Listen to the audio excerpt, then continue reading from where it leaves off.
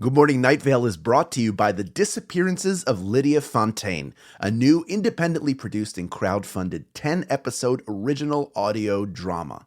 Set in a deceptively familiar world of electronic surveillance and machine-mediated communication, The Disappearances of Lydia Fontaine follows Lydia Ryan and her friends, lovelorn Ethan and wannabe internet sensation Dee, as they struggle to unravel the mystery of her mother's disappearance. Escape the sinister Fontaine family, and survive the feud over her grandfather's supernatural legacy. It weaves bitter family drama and high-stakes intrigue with fantasy and cyberpunk elements to create a surreal mystery about secrets and grudges, old books, big data, and the promise of infinite knowledge. And do not forget the talking birds. It's a full-cast production with original music and a bespoke soundscape presented through a series of found-footage-style surveillance recordings. And it's important to note, this show was made entirely without generative AI. Even the computers are voiced by human actors. Episodes are free, and you can start listening right now with the Season 1 finale due to come out on August 16th. For more information, go to lydiadisappears.com. and find The Disappearances of Lydia Fontaine wherever you get your podcasts and start listening from the beginning. Insurance isn't one size fits all, and shopping for it shouldn't feel like squeezing into something that just doesn't fit. That's why drivers have enjoyed Progressive's Name Your Price tool for years. With the Name Your Price tool, you tell them what you want to pay, and they show you options that fit your budget. Enough hunting for discounts, trying to calculate rates, and tinkering with coverages. Maybe you're picking out your very first policy, or maybe you're just looking for something that works better for you and your family. Either way, they make it simple to see your options. No guesswork, no surprises. Ready to see how easy and fun shopping for car insurance can be? Visit Progressive.com and give the Name Your Price tool a try. Take the stress out of shopping and find coverage that fits your life, on your terms. Progressive Casualty Insurance Company and Affiliates. Price and coverage match limited by state law. The best strategy for a labyrinth is to put one hand on the wall and follow that hand around until you reach the exit. The second best strategy is screaming. Good Morning Night Vale.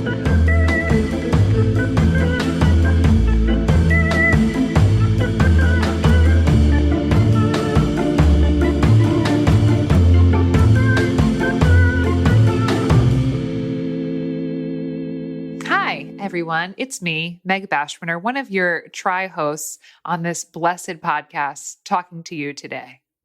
Hi, I'm Hal. I hope you're having a blessed day, and I'm the try-hard tri-host on this show. And hey, it's me, Symphony. Hashtag blessed, not stressed. And I'm the third of your triple deluxe sweetie pie hosts. And we are here because we are lovers of Welcome to Night Vale. We are cast members of Welcome to Night Vale. And we love this show. And so do you. And we are, of course, painstakingly going through each and every episode to bring you the hard-hitting journalism and food recommendations from each episode. Today is Wednesday, March 23rd. In our year of the Spaghetti Monster 2022, and the local time is 10:17 Central. Oh, it's getting late. It's getting late out there in Chicago. For me, yeah. You guys are all young and fresh on the West Coast. The night ahead of us, after we're done, I will go and I will have dessert, and then I will get ready for bed, and I will watch TikTok in bed. And that's what I will do. That's the night ahead of me. I will probably do much of the same. I might eat something, but I brushed my teeth. I'm not going to eat anything. I almost ate an orange earlier, and that would have been a big mistake because I brushed my teeth earlier.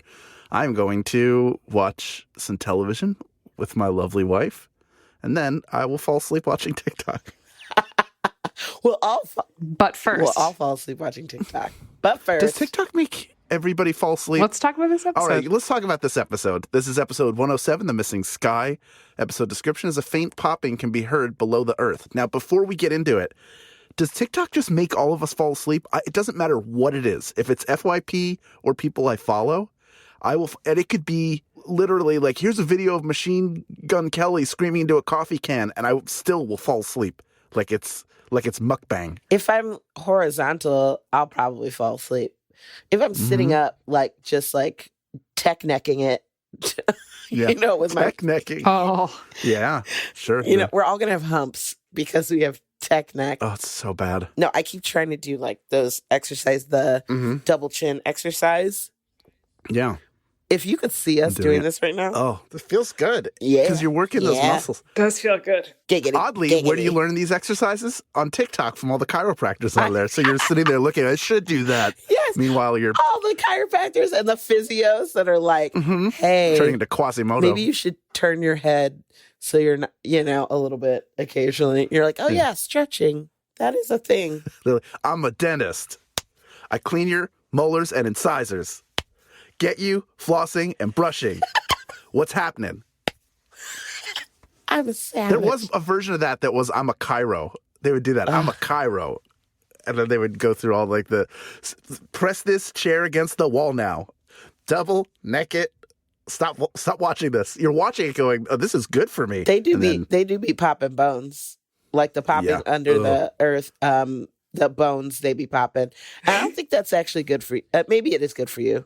I don't know. It can't be. Can it be good? Crack. I think at best it's neutral, right? Yeah. I think it depends on what you're working with. Yeah, I think it feels good most of the time, but whatever. It is what it is. There's a doctor on there that only talks about pooping. Don't do it. She's like, here's how you poop, and here's you should know about it. Yeah, she's normalizing. Is that the lady pooping. with the poop mug? Probably. I like her. Yeah.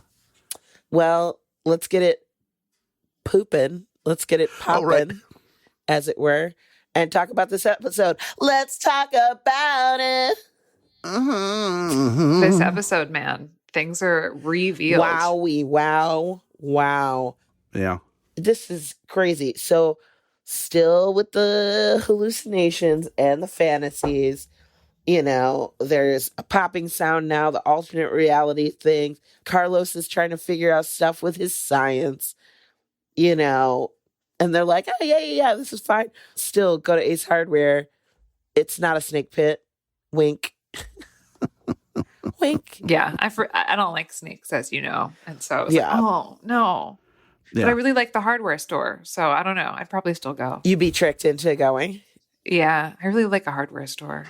What? Even if it looked like it was made out of leaves and trash? Yeah. Yeah. Poorly constructed? But if there was you just find the best stuff at the hardware store, It's always the thing. They have all the stuff you need. Is it, okay, wait, Meg, is it all snakes? Or are there some snakes that you're not scared of? I'm scared of all snakes, but I know that it's not their fault. It's a me thing, not a them thing. Like, I don't hate snakes. I'm just afraid of them. Aw. Yeah. It's a me. I appreciate them and I respect them, but just the sight of them makes the inside of my body hurt. Mm-hmm. And, Okay. My body says, run, even if I'm just looking at a picture of a snake. Oh, I didn't know that. I have the same thing with spiders, and I don't want to put an image in your head, but have either of you ever seen the Ice Hotel documentary? No. That's like a classic how it's made sort of thing where they show the Ice Hotel, which I cannot remember exactly where I think it might be in Iceland, not Iceland, wherever it is. Like Norway. It's so on brand. Or something, yeah. Where it shows them building it, like where they get the ice from, the river, and then at the end it gets recycled back in. And I would love to see a version of that with the snakes trying to build this, because it's described as it was put together the best it could by creatures with no limbs. So they're just working together to try to build something. And I would like to see that. That's the building show I'm interested in. That's the Property Brothers that you want to watch? But that's my pro bros. It's Property Brothers. I have my only issue with that is snake pits. The only thing about snakes is that they get twisted up in each other. Oh, you mean like they're like, well, I'll see you later, and then they're tied in a knot and they can't go anywhere, and it's real awkward. Yeah, I think so. Like a rat king? Yeah. Like a rat king? Oh, so nasty. Yes, like a rat king. I think that's what happens to them. I don't know. All you snakeologists out there, let us know. Do they get tasseled together like a rat king, or do they just flow loosely over each other? Both Terrifying. Mm-hmm. I was going to say, this is the first time that we get zapped into this alternate reality. Great. We'll all meet there. The three of us will all meet there in this alternate reality where there's all just the trappings of Night Vale, but it's not assembled the right way. It's like the puzzle pieces are just sort of slightly askew. Wait, but I was calling them Bizzaro. I was calling it Bizzaro Cecil and Bizzaro Night Vale. What if there was a Bizzaro Good Morning Night Vale? What would those hoes be like? Never hungry.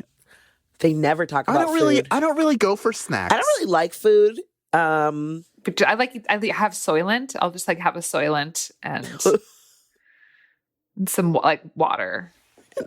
You know what I'm really into is hydrocolon therapy. I'm really into that. I think it's normal, and I do it all the time. I would never. And I never bring it up. I would never do that. That's insane. Water shooting up your butt. Listen, can we stop bringing it up?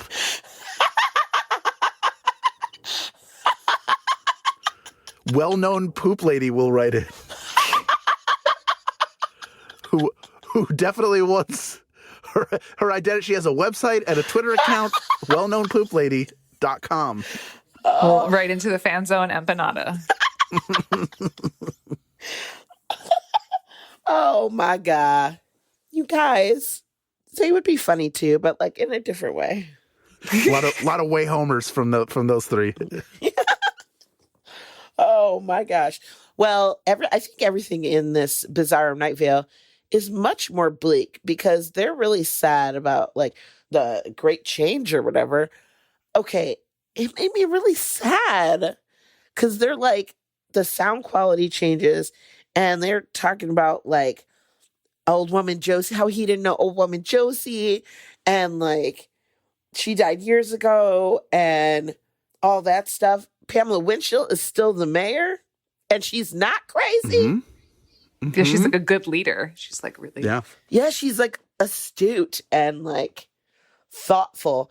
I like though that when it switched back over and it was our regular old wacky Pamela, it made me feel safe. I really hated the other Night Vale. Yes.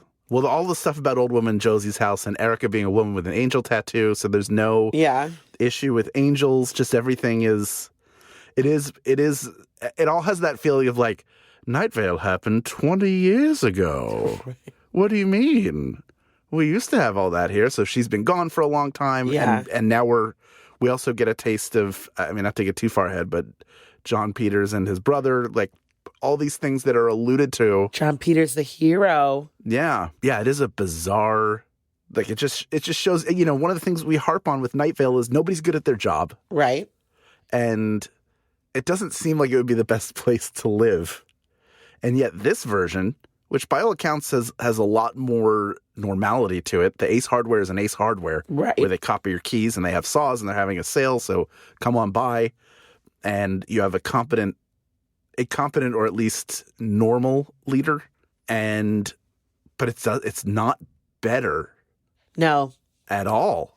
No. In fact, it's probably worse. Mm-hmm. It's probably worse. And Steve Carlsberg, R.I.P. Yeah. Well, MIA. Oh. Okay, you're right. MIA. Yeah.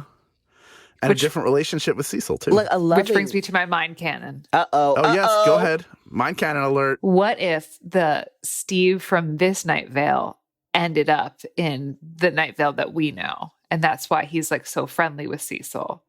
But Cecil like rebuffs him and like, yeah. Like, that's why there's like that mismatch in tone is because he's Steve. And because it's like he's gone. He like became obsessed with the sky and how things all work together and he lit out of there. I think, just my mind canon, that it possibly could be this Steve in this universe. Huh. It's also interesting to me. I think I would support that. And here's why, is that Steve that's described doesn't sound very different from the Steve that we know. It's really just everybody's perception of him. He sees what's going on in the sky. He's fiercely protective of his family. Like if there was a war, he would go to fight it. There is something about him that's too trusting in this Night Vale. He's still like, he's a wild conspiracy theorist, but also will kind of like doesn't want to hurt anybody's feelings. Yeah. So he'll go along with stuff. So there are these things at odds, and we don't really get too much into this. Is not an episode about Steve Carlsberg, but that is, I do think that there's, isn't it, Hal? aren't they all? Night Vale's a show about Steve Carlsberg and all the things that are happening when he's not there, and then sometimes when he is. No, I think that's a really interesting theory that he would have wound up in this new Night Vale and just adjusted. But then, the wedding was still there, so he had to go through all of that again. It's pretty crazy. Maybe something happened when he switched over from underground to the above ground, because he's still married to Abby. Janice is still his stepdaughter. Mm-hmm. So it's not like maybe his life hasn't changed that much. And if they seem like they're the same names, probably same voices, what if they are the same? Was my mind canon because of this episode. What if our Night Vale, what if it's just like nesting dolls? Like this Night Vale, the Night Vale underneath the bowling alley is like a little one, and then our Night Vale is one above that. But what if there's another Night Vale above that? And that's why it's hard to get in and out of there. And the other way. Like every Night Vale would have a bowling alley, and then under that bowling alley would be another Night Vale, and then under that, it's infinite. There's an infinite loop of it's the multiverse. Yeah. This is the multiverse. You get 2 multiverses to start, and then all the other ones come up. Night Vale, you're a weird little town. And then there's 10 minutes of farm sounds. Yeah. Yes. While Carlos is trying to figure everything out. And you know what? I was just like, okay. I was kind of anticipating that there was going to be actually 10 minutes of it until I looked at the episode and I was like, there's not that many minutes left. There's going to have to be a resolution of this. So I was like, how are they going to do it? But I liked that when they switched over. And that's where I really was like, oh, this is so bleak, because he went to a regular traffic, being like, why should I even talk about traffic sort of thing? And how bleak it really was. Like, there's no gas, no sun, mm-hmm. constant rolling thunder. That was the bowling. Yep. Great. What did I write here? Great slopes. That's not a word. Okay. Something cries just to let it out. Oh. That person who just was just crying. There's a person that's just crying in this just to let it out. And I was like, oh, that's funny, because during the early pandemic, I would go to the train tracks and just scream at the train as it went by, because it was going by so fast, nobody would see and nobody would hear because I was screaming and it wasn't any louder than the train. It was great. And it was a wonderful stress relief. So if you have a train nearby, don't get too close, but scream at it. Let that train know who's boss. Yeah.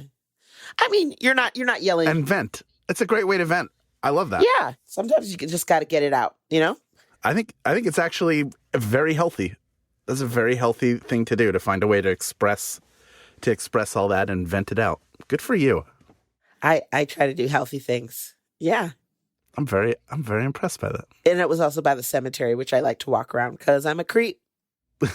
You have the best of both worlds. Self-care and creepiness. Yeah. I'm just... And those don't have to be mutually exclusive. Spooky, walking around in black at the cemetery. In a Stevie Nicks outfit, full, flowing. It's more my health goth, like athleisure. And I'm like power walking through the friggin' thing, looking at different people's names and how long they were alive. It's mainly me doing math. That wasn't very long. Like, 7, yikes.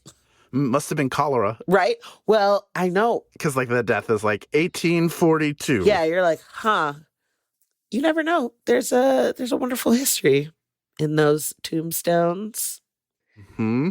And there's at the one by me, there's lots of mausoleums too, and those can be very beautiful. So, I also like to go to the cemetery. Yeah, I used to go for runs there because it's a nice, quiet place to run. There's no cars. Yeah. And it is a really... And they're not going to be mad. No, I'm visiting.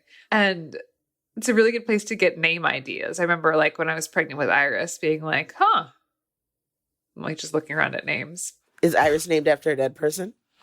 No, but you know, it's good to just see how people are named. There's some pretty ones. Yeah. Yeah. And then of course, you do the math. And then people sometimes have weird stuff written on their tombstone. Like, I told you I was sick. That's my favorite one. Yes. Cecil and I went to, we were on tour. I think it's a place in Iowa. And every time we stay at this one hotel, it's next to a cemetery. And we always go for our daily constitutional over there.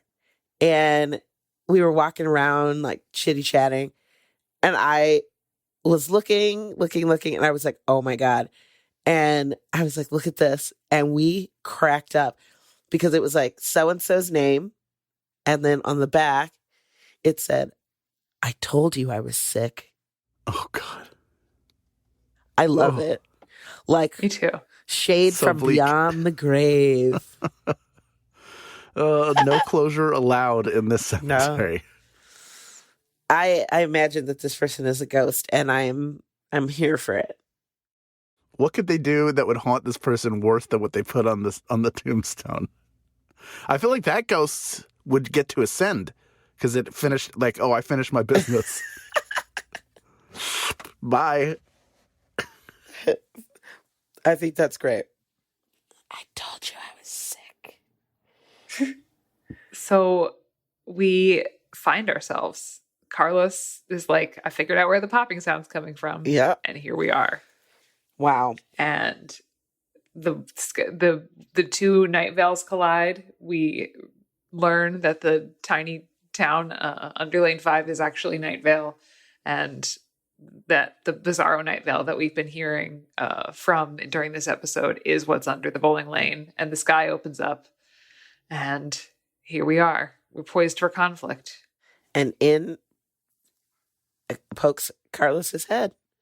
And what made me also really sad was that Cecil, bizzaro Cecil, has never met a scientist, which means he's never met the beloved Carlos until he sees this being from above who he thinks is beautiful with this perfect hair and military cemetery teeth, which is how our lovely Cecil described him in the beginning.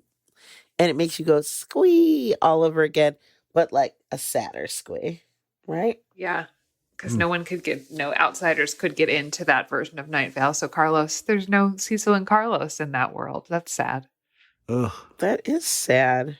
Bleak look for Cecil. He's not friends with Josie. There's no Carlos. Steve Carlsberg's not there.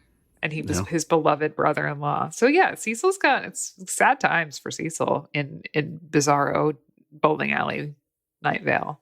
Yeah. Ugh. Well, I wish I could say that he's not real, but he is, and he's going to be there. So what do we think? Like, I'm scared of what's going to happen because of this discovery. Well, we've got some more listening to do. That's right. No, I think, can we stop right here? Just hold it right here. No, we can't. Just stay on this episode forever. We have to move. Never let go. Fearlessly forward, right? Yeah. Damn So it. up next, we're going to have a conversation with Night Vale creator Joseph Fink. But first, a conversation about this episode's weather, which was The Ends and the Means by Robbie Hecht. Some folk music for you. Mm-hmm. I know. I like this folky weather. And it was really pleasant. I felt like I should be having tea or like looking at a pond or something. It was nice. Agreed. I liked it as a piece of music. And it was a nice escape from like Yeah. the tension of what was happening in the episode. Yeah, you kind of needed it broken up a little bit. Absolutely. So it was a welcome respite. Absolutely. Yeah.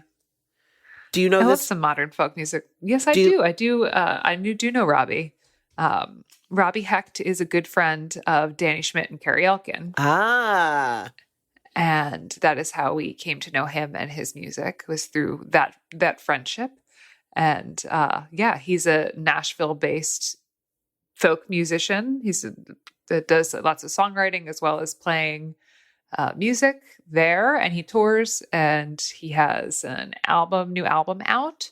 So if you're into modern folk, check out Robbie. He puts on a great show, and he's a very nice person. So yeah, honored to have his music on our show. Oh yeah. Oh yeah. Stay right there. Good Morning Night Vale will return after a brief break.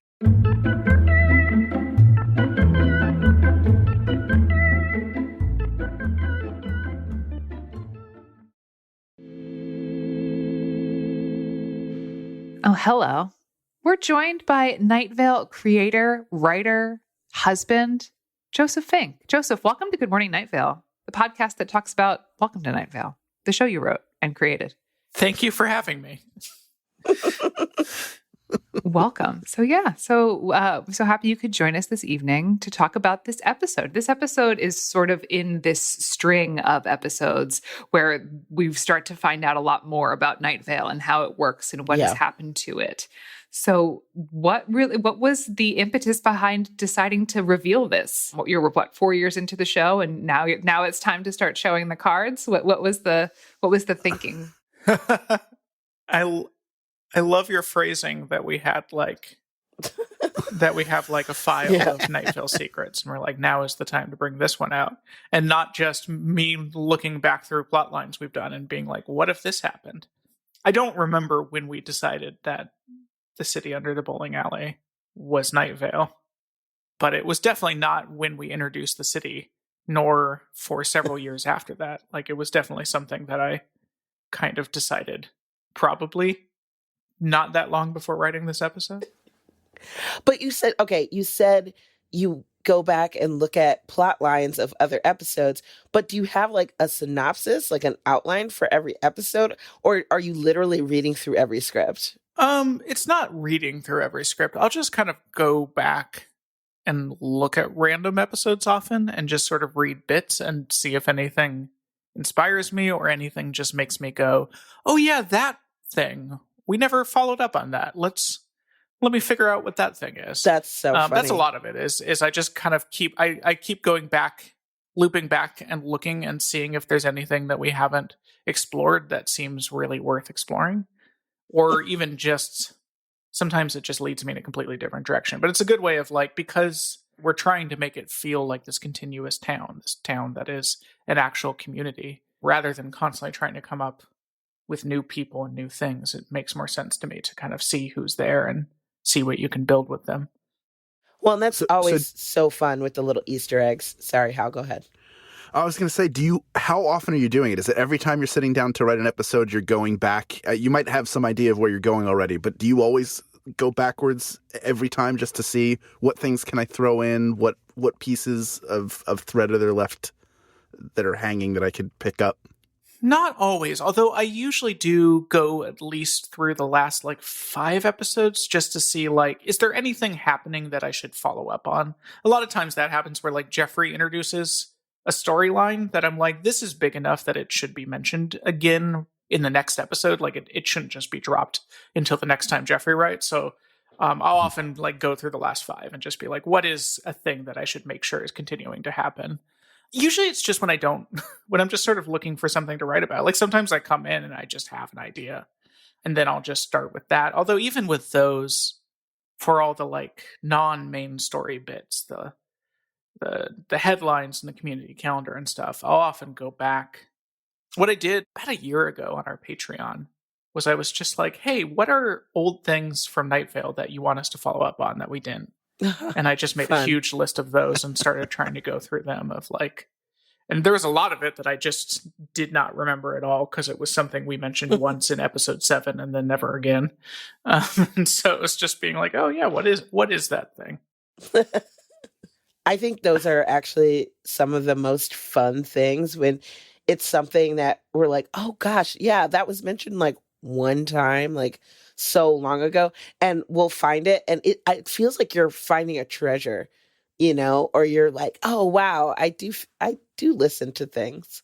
It's pretty fun. Did you know Cecil and Carlos have a dog? What? We mentioned it once in one episode. Cecil and Carlos get a dog.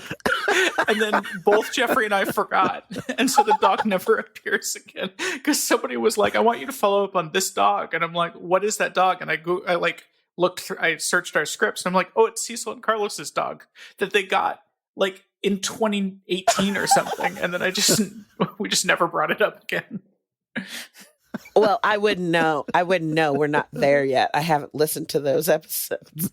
But there's a dog upcoming. We're still in 2017, as far as I'm concerned. There's a dog that will make a very brief appearance. And never again. Maybe. We don't know. In like 2024, this random dog will just reappear. I love the idea, and I feel like this is a myth we've shattered repeatedly in the course of this show, that there is some overarching plan that like in 10 years we're here, and here are all the pieces, and we have it all like a Kevin Feige office where everything's plotted out and tied together, but it's way more organic than that, which I think is kind of the strength of it, because it doesn't make you feel, I would assume you don't feel constrained by things you've already brought up, but rather you're free to just keep expanding the world out, knowing that you can go back and get pieces whenever you need them. Yeah, we really think of Welcome to Night Vale as a world rather than a story. You know, with a story, you really need to know where you're going, but with a world, you can just kind of continue to explore it, and that's how we approach Night Vale. I mean, when I wrote Alice Isn't Dead, that was very different because it really was a story. It was self-contained, and I knew it would end relatively quickly, and so pretty early on with Alice Isn't Dead, I sat down and I'm like, how does this end? How do we get there? But with Night Vale, we don't have an ending in mind because we don't plan to end it anytime soon. And so it's just sort of, it's this town that will continue to change and grow as we change and grow is how we approach it. It's the town that never ends. It goes on and on, my friend. Right? Exactly. We sing that every time we write. In a loop, just continuously. Like it's just click, clack, click, clack, click, clack, clack, clack as the background. I love that. That's Night Vale the musical. How challenging was this episode for you from a production standpoint in terms of the sound design of it and the execution there? Because I love the detail that you put into the audio work. Obviously, the farm stuff is great.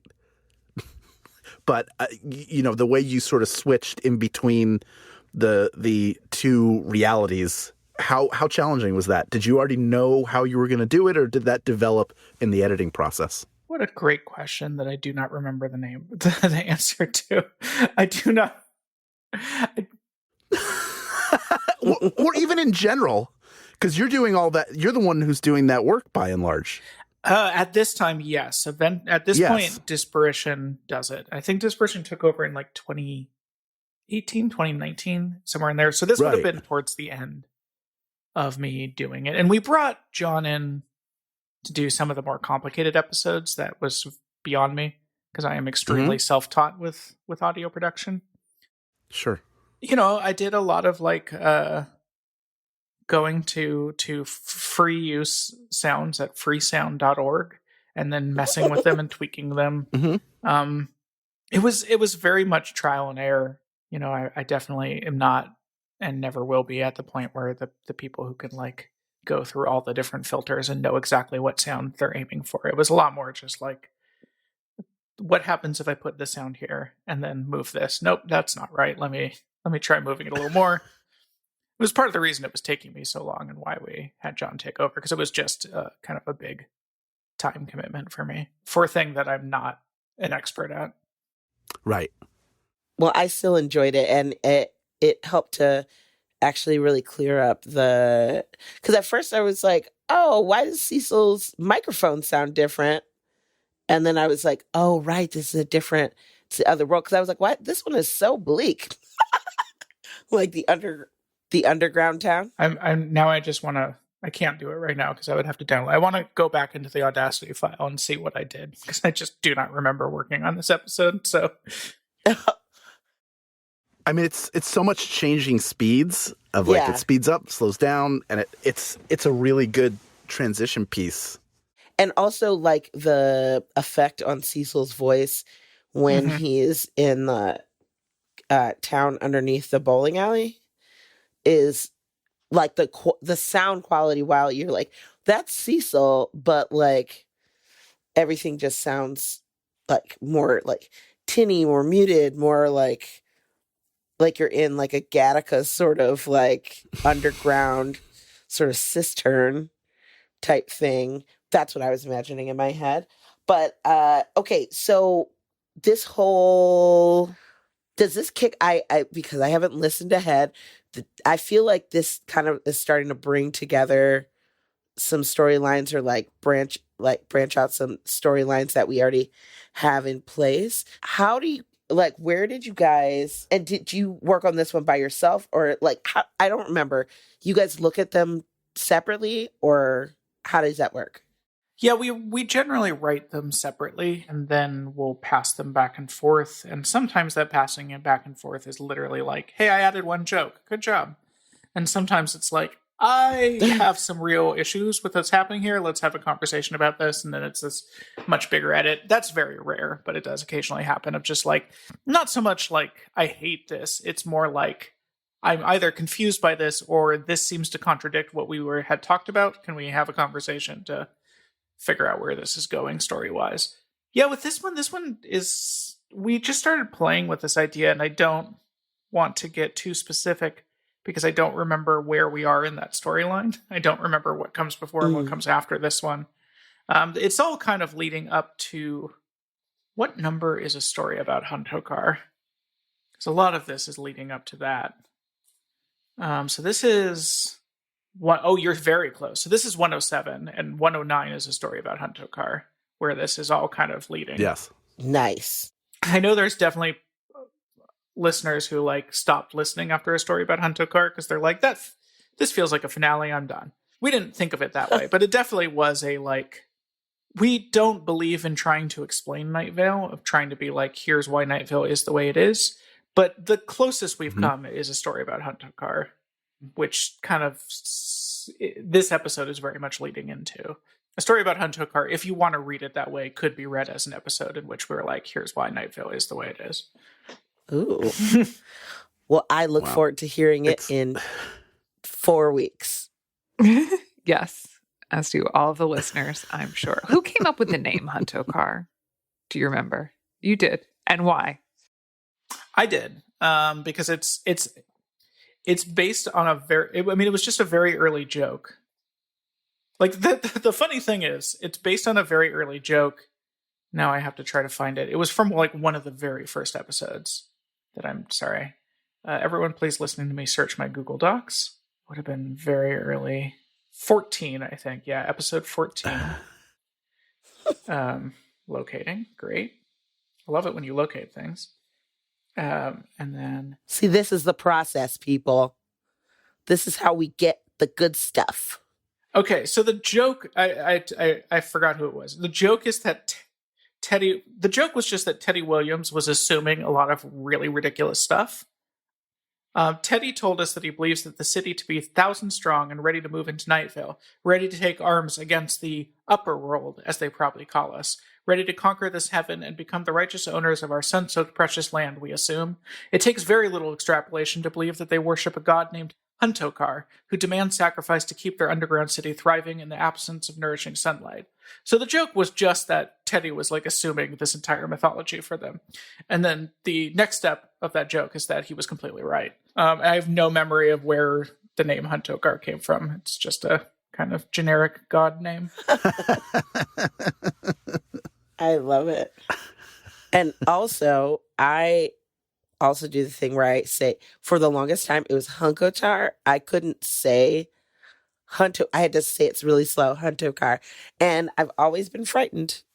Have you ever seen those videos of babies trying to say Pinocchio? No. The parents will take them through each syllable. P, no, ki, o, and they can do it all. And then they're like, Pinocchio. And the baby's like, Pika, Pika, Pika, Pika. Anyway, that's you with Huntokar. Yes. Huntokar. Yes.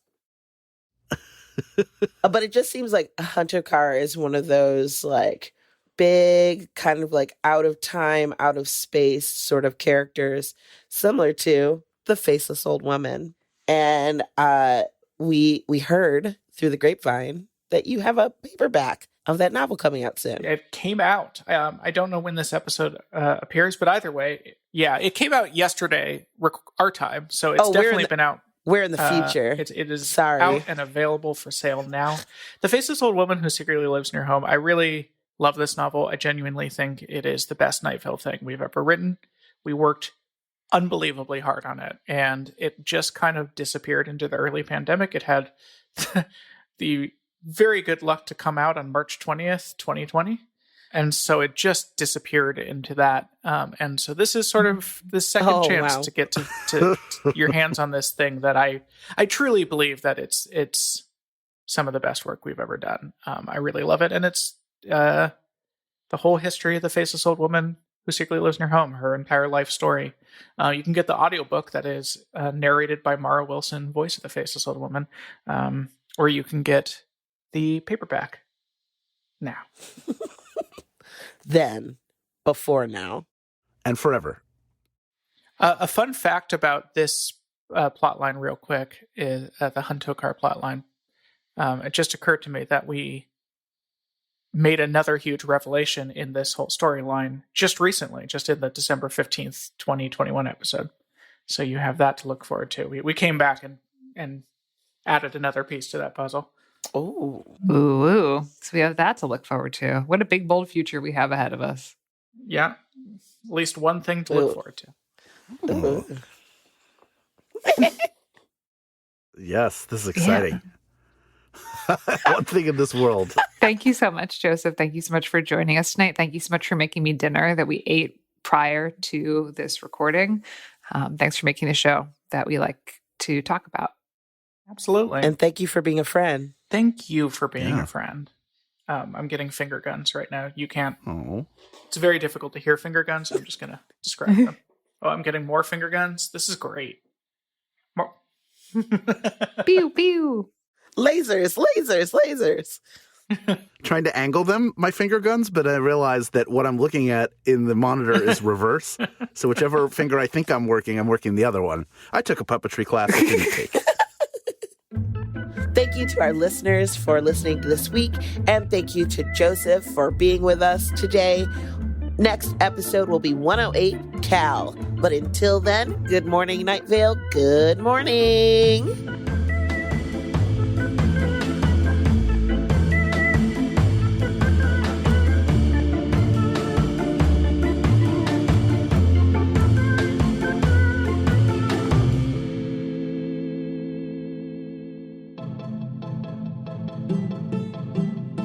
Good Morning Night Vale is a Night Vale Presents production. It is hosted by Symphony Sanders, Meg Bashwiner, and Hal Lublin. It is edited by Felicia Dominguez and mixed by Vincent Cacchione. It is produced by Meg Bashwiner. Theme music by Disparition. Special thanks to Joseph Fink for joining us today. Leave us a voicemail at 929-277-2050 or email us at info@goodmorningnightVale.com. to share your theories and ask questions, or to tell us if you would give up on regular life in order to pet a dog at all times forever.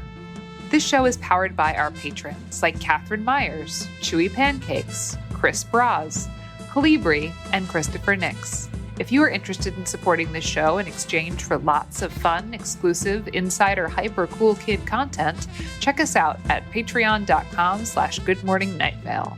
For more info on this show, go to goodmorningnightVale.com and follow us on Facebook and on Twitter @NightValeChat. Special thanks to Joella Knapp, Jeffrey Craner, and Joseph Fink. The calzone ingredient of the week is, I don't know, pepperoni, I guess? Sure. Yes. I would definitely give it all up to pet a dog forever.